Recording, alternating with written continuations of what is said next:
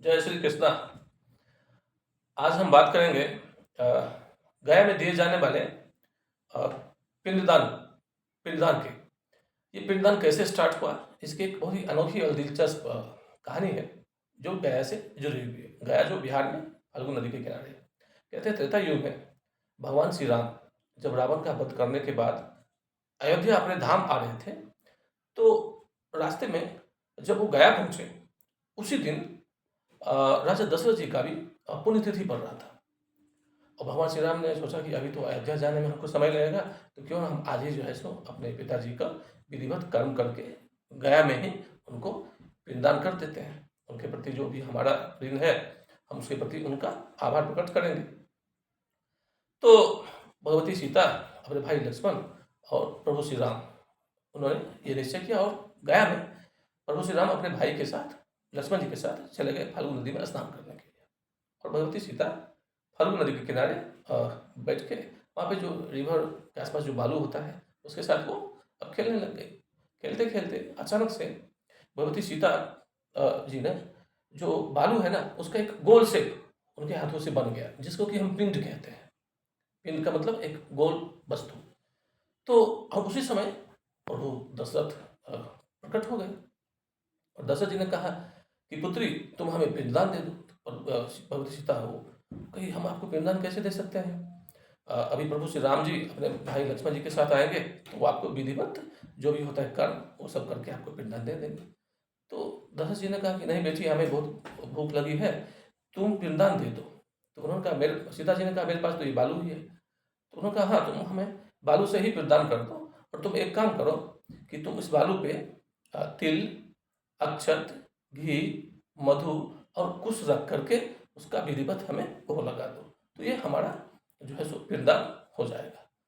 तो भगवती सीता ने सोचा कि अब तो ठीक है, हम तो करना ही पड़ेगा, क्योंकि पिताजी का आदेश है और वो इंतजार भी नहीं कर सकते प्रभु श्री राम के आने का। तो उन्होंने सबसे पहले क्या किया कि 5 गवाह साक्षी उन्होंने तैयार कर दिया, जिसमें फल्गु नदी, वहीं पे जो पुजारी थे जो सारे कर्म कांड करवाते हैं, गाय, तुलसी माता और वट वृक्ष, इन सबको उन्होंने अपना साक्षी तैयार कर लिया और राजा दशरथ जी को उन्होंने पिंडदान कर दिया। अब इसके बाद प्रभु श्री राम स्नान करके अपने भाई लक्ष्मण जी के साथ आते हैं और विधिवत जो भी होता है पिंडदान का पूरा वो प्रक्रिया शुरू करते हैं, कर्मकांड। और जब कर्मकांड उन्होंने किया तो सारे उनके पूर्वज तो आए, लेकिन राजा दशरथ, उनके पिताजी दशरथ जी नहीं आए। उस समय एक ये था कि मतलब ऐसा माना जाता है कि जब भी हम पितर की पूजा करते हैं, पिंडदान देते हैं, तो सारे जो हमारे पितर हैं बारी बारी से आकर के अपने पिंडदान को ग्रहण करते हैं और फिर चले जाते हैं। अब यहाँ पर में राजा दशरथ जी तो आए नहीं, क्योंकि उनका पिंडदान तो अभी अभी हो गया था भगवती सीता के हाथों। तो प्रभु श्री राम अचंभित, उन्होंने कहा कि उन्होंने इंक्वायरी स्टार्ट की, मतलब कि ये कैसे हुआ। तो भगवती सीता से उन्होंने पूछा कि तुमको इसके बारे में कुछ पता है? तो भगवती सीता ने कहा, हाँ, हमें तो पता है, क्योंकि हम ही ने पिंडदान दिया उनको। प्रभु श्री राम अचंभित, ये कैसे हो गया? उनको विश्वास नहीं हो रहा था। तो भगवती सीता ने कहा, ठीक है, आप इन 5 से पूछ लीजिए, क्योंकि हमारे पास में तो गवाह भी है। क्योंकि हमारे पिताजी इंतजार करने के लिए तैयार नहीं थे, उनको भूख लगी थी, तो हमने इन 5 गवाहों के सामने उनको पिंडदान दे दिया। तो उस समय जो वट वृक्ष है, उसने तो भगवती सीता का साथ दिया। वट वृक्ष ने कहा, हाँ, वाकई में भगवती सीता ने प्रभु दशरथ को, यानी कि आपके पिताजी को पिंडदान दिया। लेकिन बाकी जो गाय है, तुलसी है, फल्गु नदी है और पुजारी जी जो है, पंडित जी जो अनुष्ठान करवाए थे, वो सब प्रभु श्री राम के साथ हो गए। इस पे भगवती सीता उन सबसे क्रुद्ध हो गई और उन सबको जो है सो श्राप दे दिया, जबकि वट वृक्ष को उन्होंने आशीर्वाद दे दिया। वट वृक्ष को उन्होंने कहा कि अब तुम अक्षय हो जाओ। अक्षय का मतलब होता है कि कभी भी तुम्हारा क्षरण नहीं होगा, कभी भी तुम्हारा विनाश नहीं होगा, हमेशा ही तुम फलते फूलते रहोगे। अच्छा, यही वजह है कि हमारे समाज में, हमारी संस्कृति में, भारतीय संस्कृति में जो विवाहित महिलाएं होती है, वो वट वृक्ष की बहुत ही दिल से पूजा करती है, उसकी चारों तरफ परिक्रमा करके अपने पति की लंबी आयु का वरदान वट वृक्ष से, अक्षय वट वृक्ष से मांगती है। तो ये जो है सो अभी तक ये परंपरा चली आ रही है। अब रहा श्राप की बात, तो फल्गु नदी को भगवती सीता ने यह श्राप दे दिया कि तुम्हारा जो जल है वो सूख जाएगा। इसलिए हम देखते हैं कि गया में जो फल्गु नदी बहती है, वो बहुत ही पतली सी जलधारा बालू के बीच से होते हुए बहती है। अगर हम मानसून जो बारिश का मौसम होता है, अगर उस समय को छोड़ दें तो बाकी के समय में एक पतली सी लकीर की तरह ये बहती है।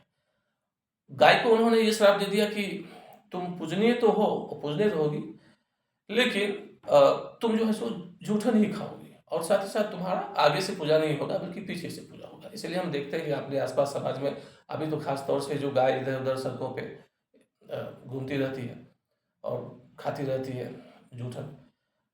जहाँ तक बात है तुलसी जी, तो तुलसी जी को उन्होंने कहा कि अब गया में तुलसी का पौधा उगेगा ही नहीं। तो कहते हैं कि गया में तुलसी नहीं मिलती। हम अपनी तरफ से ठीक है घरों में तो लगाते हैं शीर्ष ले जा करके, और उन्होंने पंडित जी को ये कहा कि आपकी जो लालसा है ना वो हमेशा बनी ही रहेगी, हमेशा आप जो है सो कुछ ना कुछ पाने में रहेंगे, हमेशा ये लालसा आपकी जीवित रहेगी। तो ये जो स्टोरी है इसमें एक बड़ा महत्वपूर्ण चीज़ है कि कहते हैं कि गया में आप कहीं पर में भी पिंडदान दे दीजिए, गया में पति पत्नी का साथ में होना, और वहाँ पर में पत्नी ही अपने हाथों से बालू का वो पिंडदान तैयार करती है और बाकी का सारा जो है इसको प्रोसेस वो करती है। तो वहाँ पर में पति और पत्नी दोनों का साथ जाना और पिंडदान देना इसको शुभ माना जाता है, और हमारे पितर तभी उसको ग्रहण करते हैं, अन्यथा उसको ग्रहण नहीं करते। तो अब यहाँ पर भी है कि जो हमारे जो महिलाएं हैं, मतलब जो पत्नी है, पति पत्नी जो पिंडदान देने जाते हैं, तो बिना बालू का पिंडदान होता नहीं है। हम कुछ भी बनाएं, चाहे खीर का ही पिंड बनाएं, लेकिन बालू का पिंडदान हमको देना ही पड़ेगा। तो ये प्रथा वहीं से चली आ रही है। अच्छा, इसमें एक चीज़ और भी है कि भगवान श्री राम ने रावण का वध विजयादशमी के दिन किया है, और उसके बाद जो है सो दीपावली आती है। तो इसमें जो 15 दिन के बीच का जो टाइम पीरियड है वो पितृपक्ष का समय माना जाता है, क्योंकि इस पितृपक्ष के समय में भगवान प्रभु श्री राम को अयोध्या आने में लगभग 15 दिन का समय लग गया था, और इसी दौरान उन्होंने जो है सो राजा दशरथ जी को पिंडदान भी अर्पित किया था। इसी वजह से हम जब वो आते हैं अयोध्या जिस दिन, उसी दिन हम दीपावली भी मनाते हैं। तो ये है हमारे पूर्वजों से जुड़ी हुई पिंडदान की कहानी। जय श्री राम।